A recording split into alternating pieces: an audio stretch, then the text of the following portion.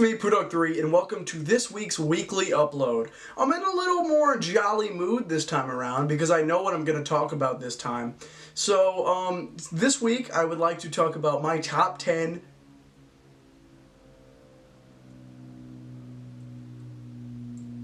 This week I am going to be discussing my top 10 movies of 2023. And before you ask, no, the Five Nights at Freddy's movie is not in my top 10 movies of 2023.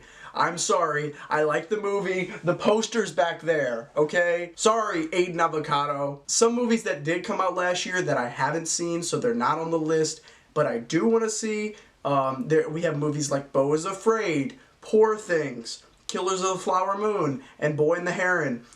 I haven't seen those. That's why they're not on the list. There's other movies too, but just those are the few that I thought of. Number 10 on my list is Asteroid City. This movie, I have seen it twice, and I still don't really understand it too much. I think it's pretty. I think it's really pretty colors, and I love the cinematography by Wes Anderson.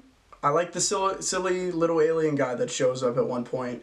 And I do recommend you check it out if you like Wes Anderson, because this is so Wes Anderson-y. Number 9 is Teenage Mutant Ninja Turtles Mutant Mayhem. Oh my gosh. I'll tell you, if you haven't seen a single Pudog3 movie and you liked Teenage Mutant Ninja Turtles Mutant Mayhem, go watch them.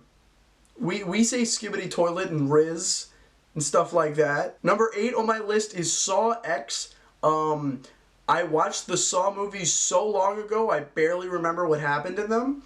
So I'm glad I only had to rewatch 2 movies. Well, I rewatched one, and then the first one I remembered. So, it made me really suspenseful, and my heart was beating really fast, and I got grossed out by the leg scene. Number 7 on my list is The Killer. I remember the week this movie came out in select screenings, Dom texted me and said, "Hey bro, want to see The Killer?" I said, yeah. I never had heard of The Killer. I knew David Fincher made it. Didn't know anything about it. I love The Killer. But it's The Killer.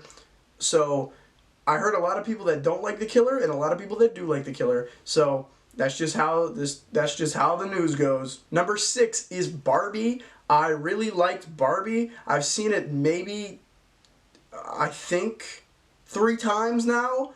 It's really funny. I watched it twice in theaters, and I talked more about it in my Barbenheimer video, but yeah, so go check that video out if you haven't seen it.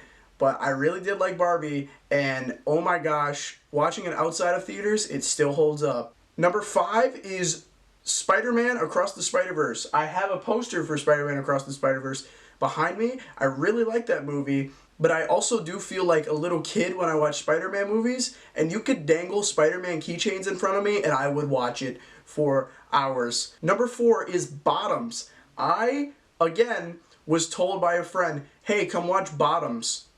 Never heard of Bottoms in my life. Watched Bottoms, loved Bottoms. Again, felt like crazy teenager humor, just like the Pudog movies. Rajan, that's what I mean when I say it's like a Pudog movie. Number 3 on the list is Oppenheimer. Surprise, if anybody follows me on Letterboxd, I changed it. Oppenheimer is my 3rd favorite movie of the year because I really enjoyed it. Number 2 is The Holdovers. Again, didn't know much about The Holdovers, saw a few trailers for The Holdovers. Not at all what I expected, but it was a lot better than what I expected, and it is number 2 on my list. It is really funny and really heartwarming, and probably one of my new favorite Christmas movies. But number 1 on my list that I saw a trailer for the week it was coming out was The Iron Claw. I loved The Iron Claw. I cried like a baby while watching The Iron Claw. The Iron Claw is not for the weak of heart. I love The Iron Claw. That's it for